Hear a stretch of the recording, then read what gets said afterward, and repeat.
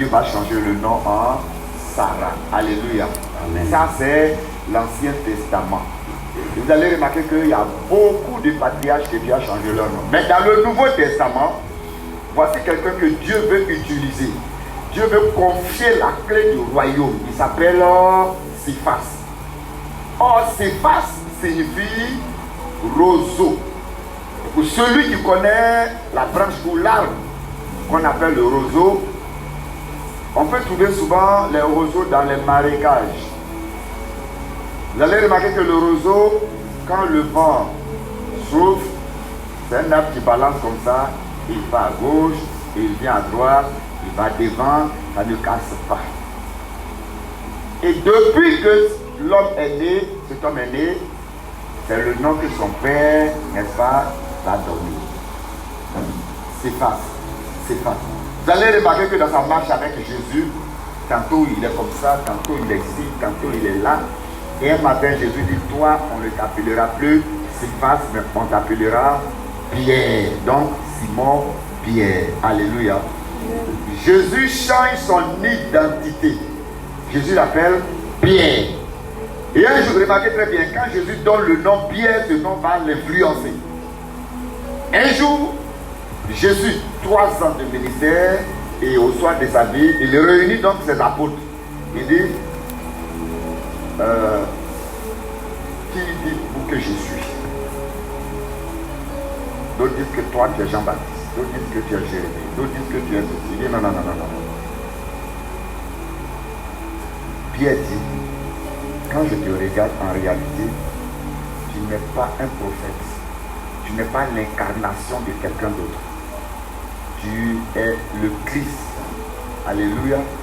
Et quand il dit tu es le Christ, Dieu dit, sinon Jésus dit, en vérité, ce n'est ni la chair et le sang qui t'ont révélé cela, mais c'est mon Père qui est dans les cieux.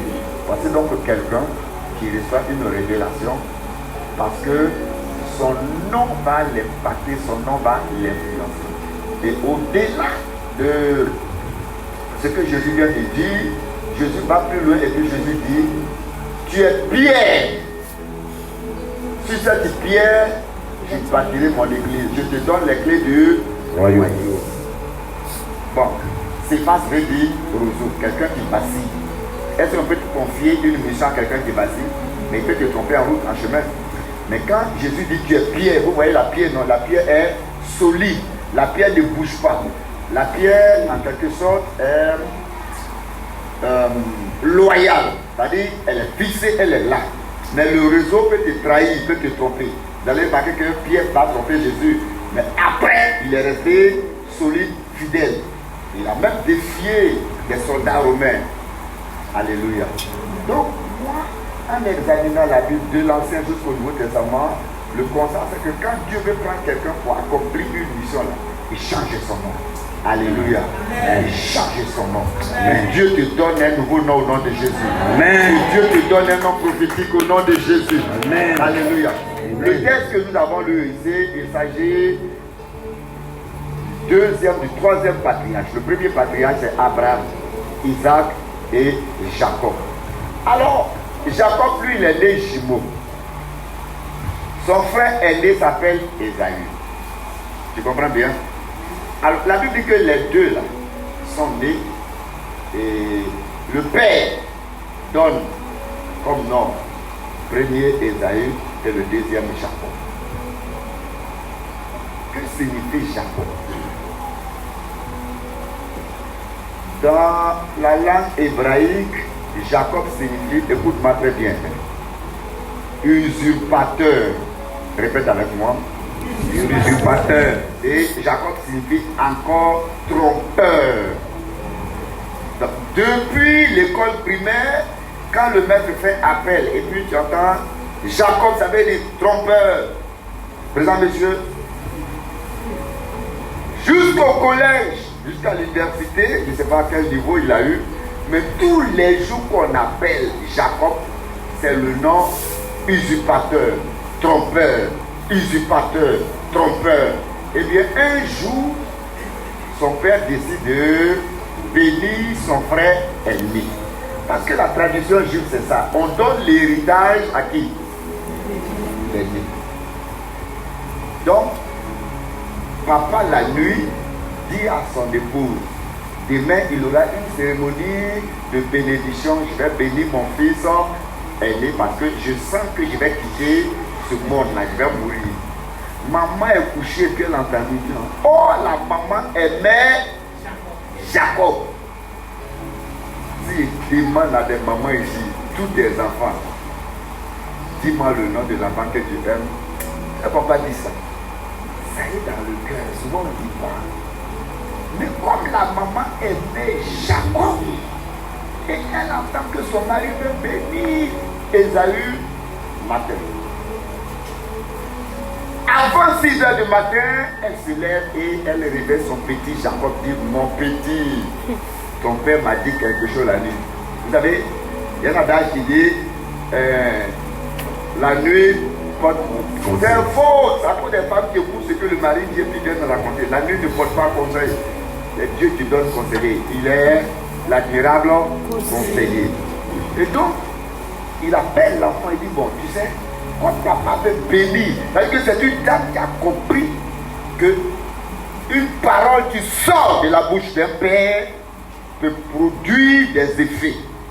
Donc, elle va dire à Jacob, je vais tout faire pour détourner la bénédiction de ton frère aîné. Mais comment? Vous savez, l'enfant a dit, maman, et si papa se rend compte et qu'il me maudit, la mère dit que cette malédiction retombe sur moi. Mais ce qui est sûr, je ferai tout pour que ton père te bénisse à la place de ton frère. La condition du père pour Ésaü, c'est que Ésaü doit tuer un gibier. Gibier, c'est viande de bouche. Donc comme Jacob aspire à la bénédiction de son père, il prend son arbre et il part à la chasse chercher du gibier. Entre-temps, maman va fabriquer gibier. Elle va dire à Jacob, il faut tuer un mouton rapidement pour moi, mon fils. Parce que quand on fume viande fraîche, ça fait un peu comme viande de bœuf. Maman va prendre son temps, fumer bien et faire une très bonne sauce. Elle remet la sauce à Jacob. Parce que la condition du père, il dit, tu es gibier, prépare, je mange et mon âme te bénit. Donc, maman, pendant que l'autre est allé à la chasse, maman fait le repas, il a donné à Jacob. Il dit, Jacob va donner à ton papa. Jacob a dit, la vieille, l'homme là. En fait, la Bible dit dans sa vieillesse, il était aveugle. Donc, il ne voyait pas. C'est pourquoi maman jouait ce coup. Mais quand Jacob arrive là-bas, il dit, papa, je suis venu avec ton gibier, bénis-moi. Son père dit, la voix là, ça, c'est vrai que je ne vois pas clair, mais cette voix là, il me semble que c'est la voix de Ésaü. Vrai ou faux? Il dit, je vous ai dit qu'on l'appelle comment? Trompeur. Donc il est en train de tromper et son frère et son papa. Ce nom-là est Jésus. Papa dit, tu es sûr que c'est toi qui es Ésaü? Il dit, oui, papa. Vous êtes semblant d'imiter la voix, mais ça t'a fait pour tout quand même. Maintenant, le père dit, pour vérifier si tu es vraiment Ésaü, je sais que mon fils Ésaü est venu. Il y a un poil sur tout son corps. Or, entre-temps, maman aussi a dit, comme ton papa, je suis sûr qu'il va essayer de te parler, de te toucher. Le mouton que tu as tué, la mets la peau là sur toi. Donc, au moment où le papa touchait l'enfant fait un effort, il est aveugle. Il fait un effort pour présenter les endroits où il y a poil de mouton. Il dit, ouais, c'est vrai, c'est vrai. Mensonge. Et il bénit l'enfant. Alors, tu vas voir la bénédiction de la promesse. Je prends Genèse chapitre 27. Et une forte bénédiction. En bénissant Jacob, il va relâcher des paroles très importantes. Genèse 37, oui. Verset, commence à partir du verset 19.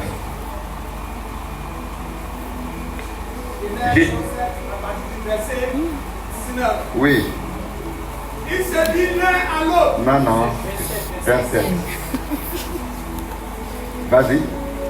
Verset 27. Genèse 27, verset 19. Jacob répondit à son père, oui.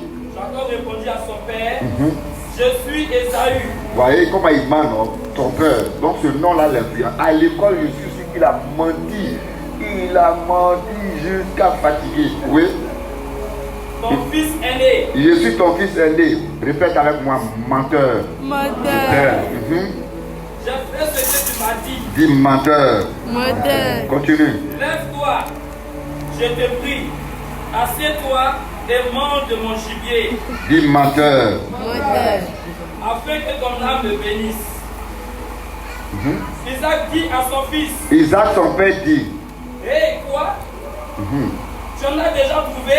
Oui. Mon fils. Et Jacob répondit, c'est que l'Éternel, ton Dieu, l'a fait venir devant moi. Et il prend le nom même de Dieu pour mentir. Continue. Isaac dit à Jacob, approche donc, fais que je te touche. Ah, je vais te toucher. Oui. Mon fils, pour savoir si tu es mon fils Ésaü ou non. Voilà. Jacob s'approcha d'Isaac, son père, puis le toucha et dit. Bien, ce qui m'intéresse, descend au verset 28.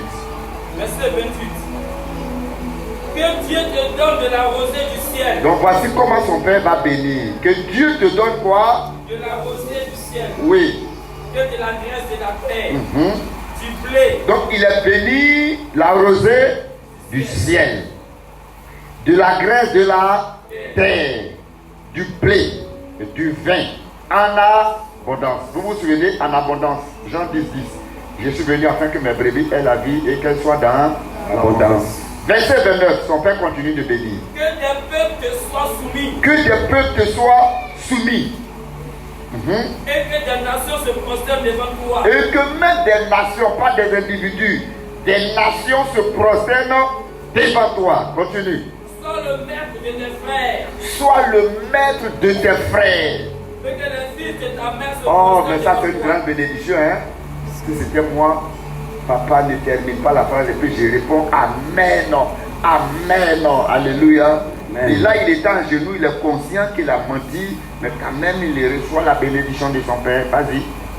Maudit soit quiconque te maudira. Oui, Et béni soit quiconque te bénira. oui. Isaac avait fini de bénir Jacob. Et Jacob avait à peine quitté son père, Oui. Isaac. Que les autres, son frère, Et eux sont frères. reviennent de la chasse. Il arrive maintenant.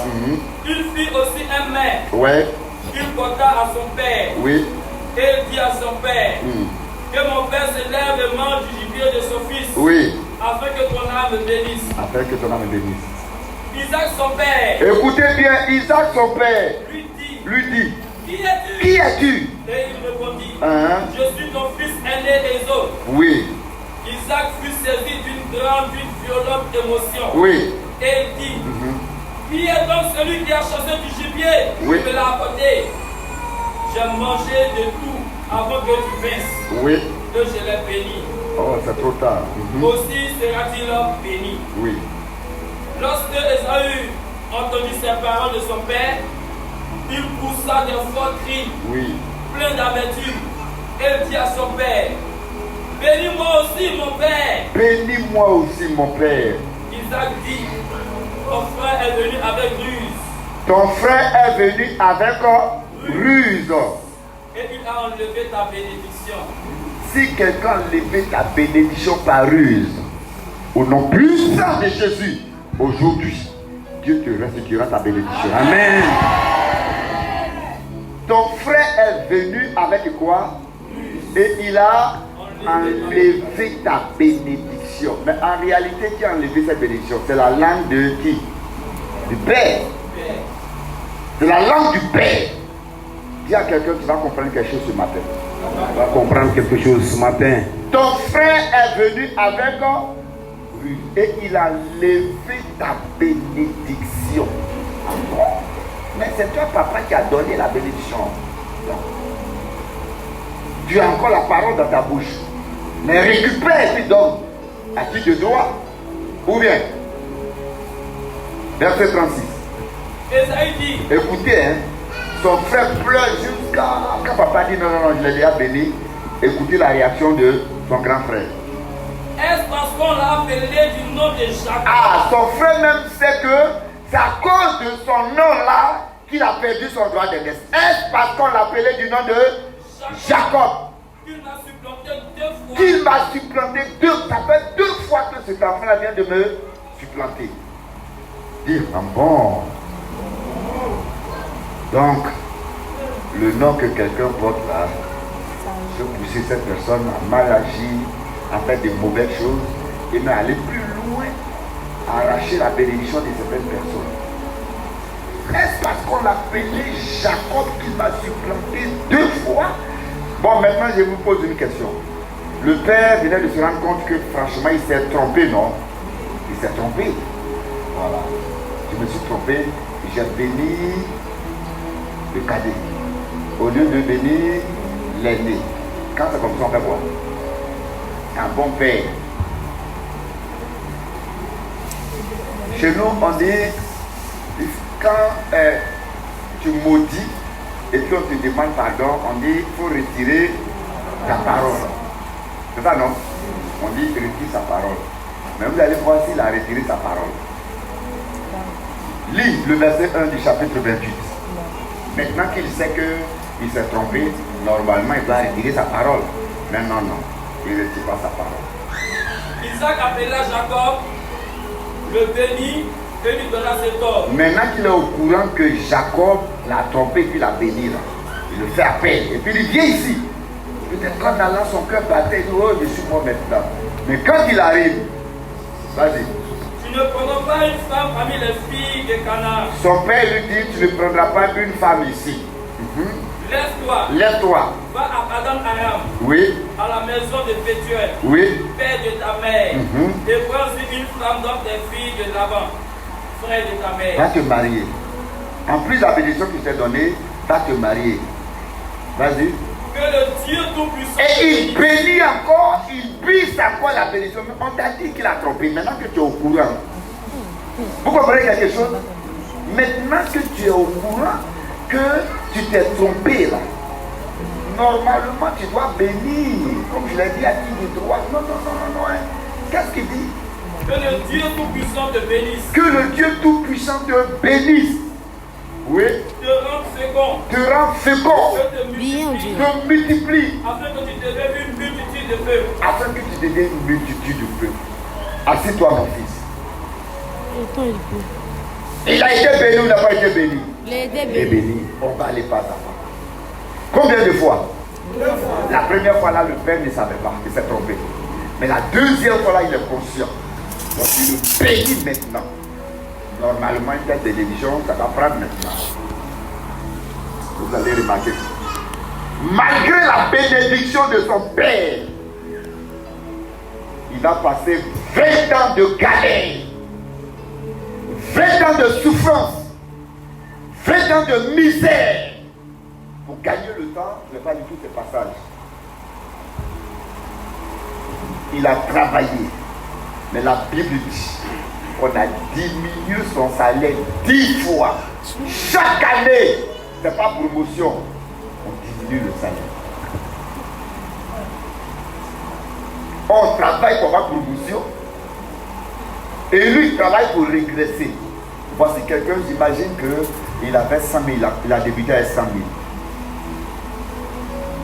La première année, 100 000 francs. La deuxième année, 90 000.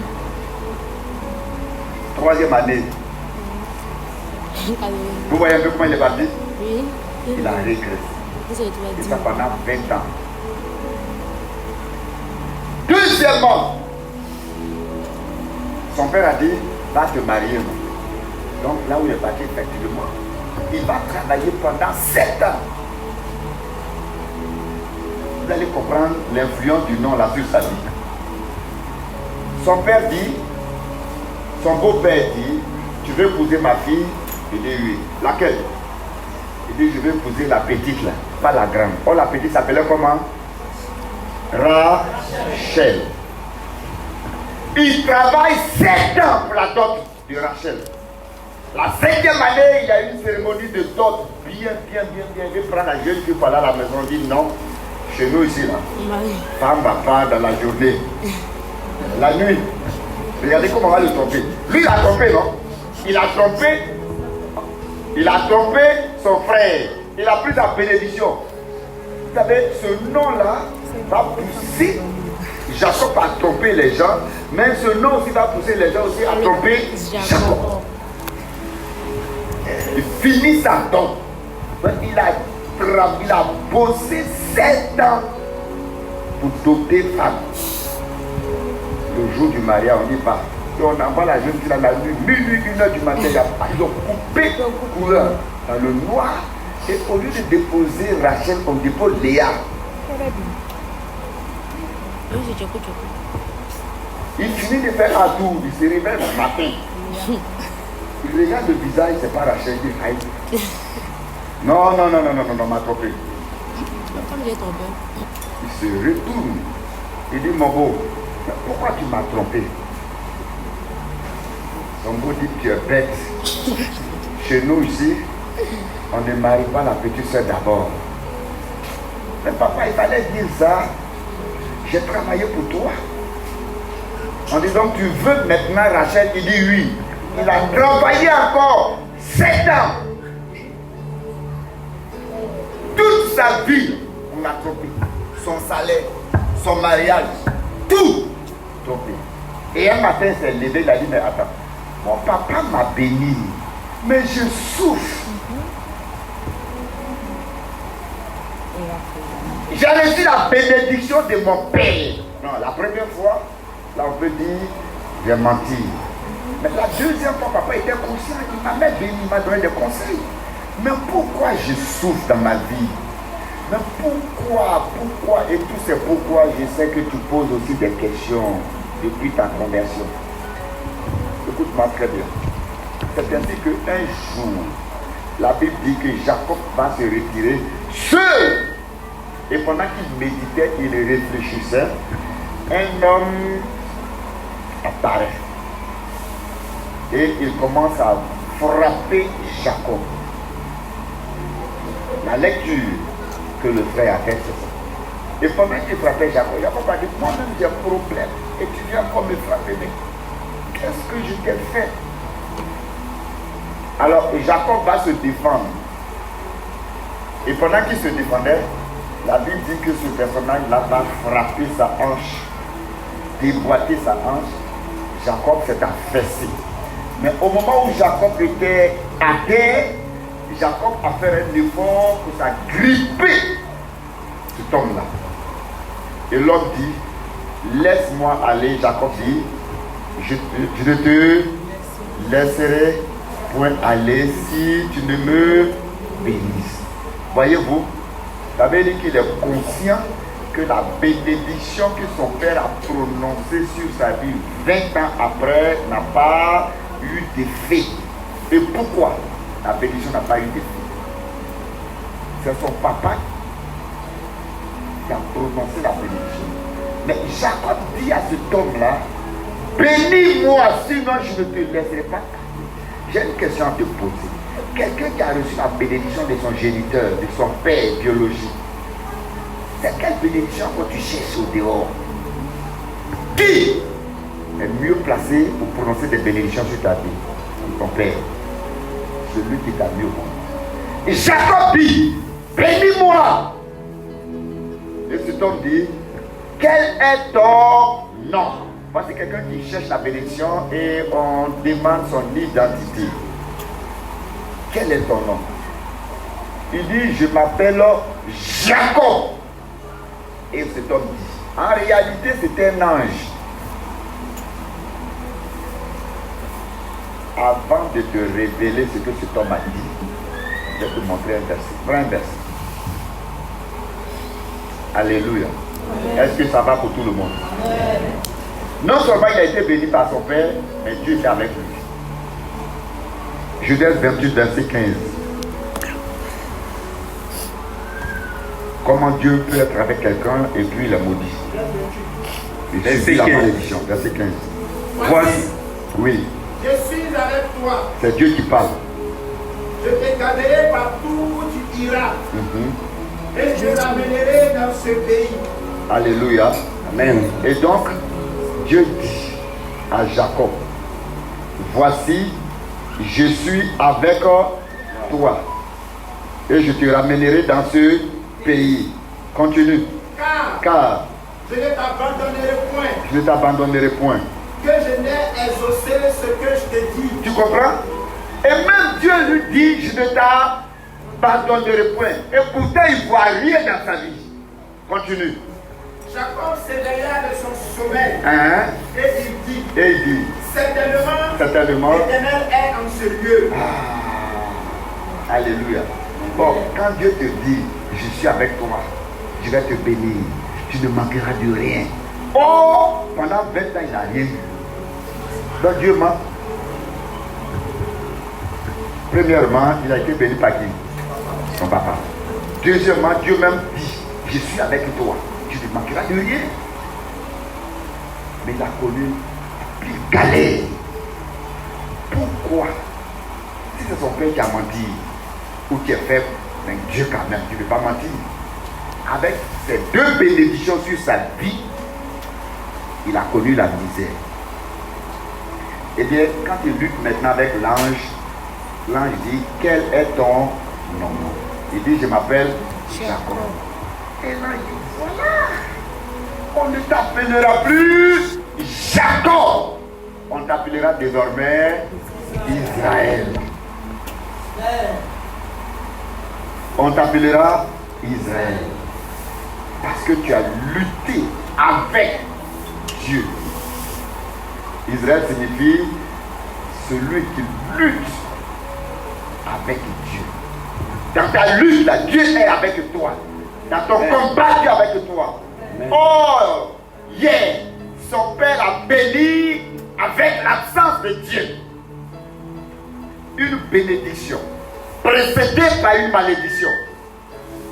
Parce que c'est son père qui a dit, on t'appellera Jacob, ton père, usurpateur. Et c'est dans la même bouche de ce père que la bénédiction est sortie. Donc le fondement que le père a lâché à sa naissance, pendant qu'il était petit, le fondement, la parole qui est sortie à la bouche de son père, c'était Jacob. Et quand le père vient des années plus tard pour bénir, la malédiction fait opposition. Même quand Dieu dit, je suis avec toi, tu ne manqueras de rien, mais le fondement était déjà là. Le nom que tu portes, tant que Dieu ne se lève pas pour détruire la malédiction qui suit ce nom, même si on te bénit, ce sera difficile de prospérer. Moi-même qui te parle, pendant 15 années, j'ai béni un fils. Chaque jour je prie parce qu'il est tellement fidèle. J'ai béni l'enfant. Il chantait dans le groupe musical ici. Et un jour je prêchais comme ça, Dieu me dit change son nom. Je me suis tourné, j'ai dit mon fils, on t'appelle ici à l'église Soki. Soki me veut dire quoi? Diga. Il me dit Soki veut dire quelqu'un qui a des petits bras. C'est-à-dire les bras là, ici sur l'épaule comme ça. Je dis non. Mon frère, ça fait 15 ans que tu passes concours encore, tu vois ici, tu échoues, tu passes. Par le moment même il est à la maison, il dit mon fils viens papa, je suis découragé. Je suis très brillant. Parce que quelqu'un qui a donné à domicile à mes enfants, ils ont eu bac, mais lui-même, il passe au concours, ça ne marche pas. Et ce jour-là, poussé par Dieu, Dieu me dit, change son nom. J'ai dit devant toute l'église, on ne t'appellera plus Soki, mais on t'appellera maintenant Jésus, qui veut dire sauveur. Car Jésus signifie sauveur, Jésus aussi signifie sauveur. Depuis ce jour-là, toute l'église a commencé Jésus. Et j'ai dit, il va passer concours. Il a passé le concours. Actuellement, je vous parle. Qu'est-ce qu'il fait dans la vie? Qu'est-ce qu'il fait dans la vie? Il est juge des mineurs au tribunal de Roigny. Mais si je savais ça, Pendant 15 ans, il était avec moi à l'église. Il avait changé son nom la première année. Voici quelqu'un béni par son Père, béni par Dieu. Mais le nom qu'il porte a bloqué la bénédiction pendant combien d'années? 20 ans. Que la malédiction qui suit ton nom soit brisée au nom de Jésus. Amen. Soit brisée au nom de Jésus. Amen. Jacob a souffert. Par moment, il s'assoit et dit, mais attends. Même si mon père m'a pas bien béni, mais un Dieu qui s'est révélé à moi et qui a dit, Dieu ne manquerait de rien. Ce que vous devez comprendre, c'est que la Bible dit que Jacob a travaillé pour un monsieur appelé là-bas. Ce gars l'a prospéré. C'est-à-dire quand il fait quelque chose pour lui-même, là, mais quand il travaille pour quelqu'un, ça prospère. Et il y a des gens comme ça. Il dit, mais comment je travaille pour les gens, ça va.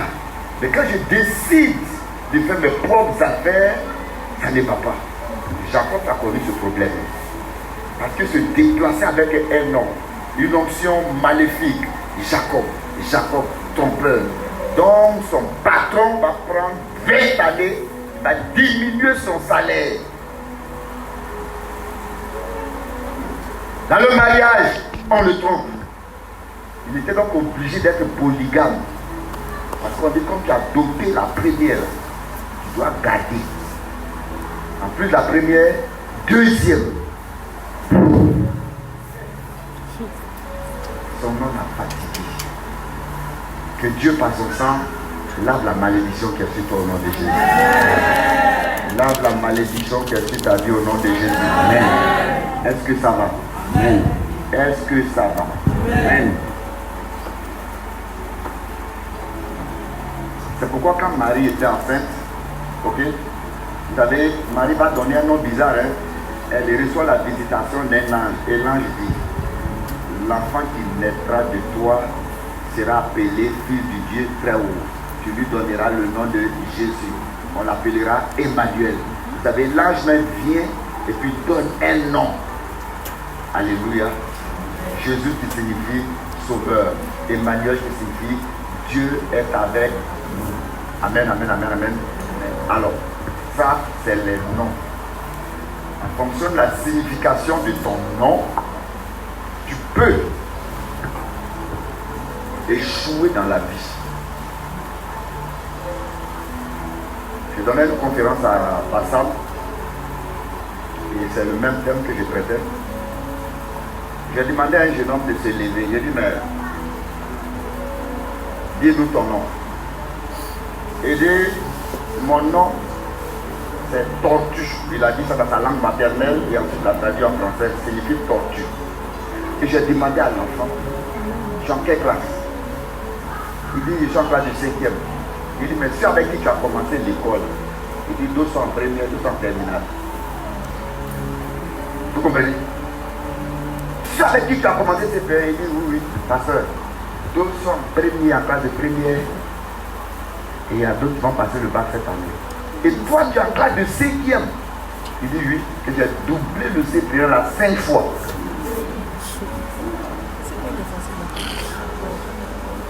Il est devenu le doyen de l'école. C'est bien. On peut doubler CPE 5 fois. Celui-là, j'ai compris que son nom qui signifie tortue. Vous voyez la lenteur, non? Tortue. Il fallait changer ce nom-là.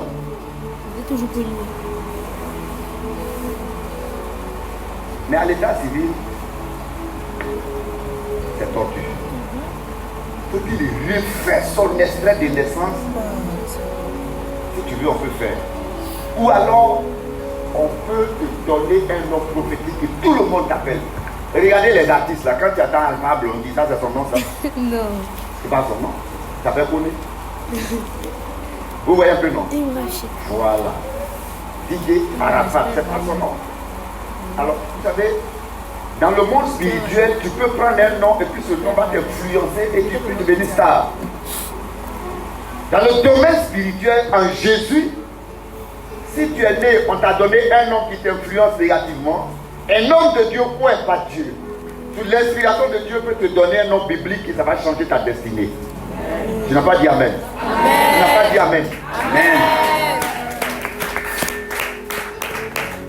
Il y a 3 ans de cela, à une conférence encore, Marcori, je demande à un monsieur de se lever. Je dis, mais comment tu t'appelles? Il dit, je m'appelle Aoué. C'est un baoulé, Aoué. Aoué, c'est quoi? Il dit, c'est buff. Aoué.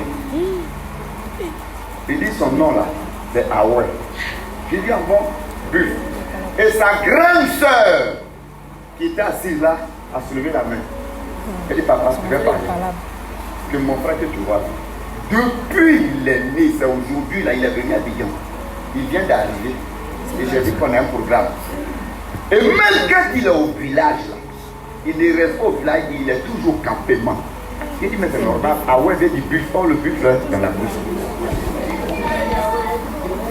Le seul jour où il est sorti de son village pour venir à Bidjan, je donnais cet enseignement. Et quand il a dit, ah ouais, j'ai dit, mais tu es buff. Tu es buff. On doit te domestiquer. Alléluia.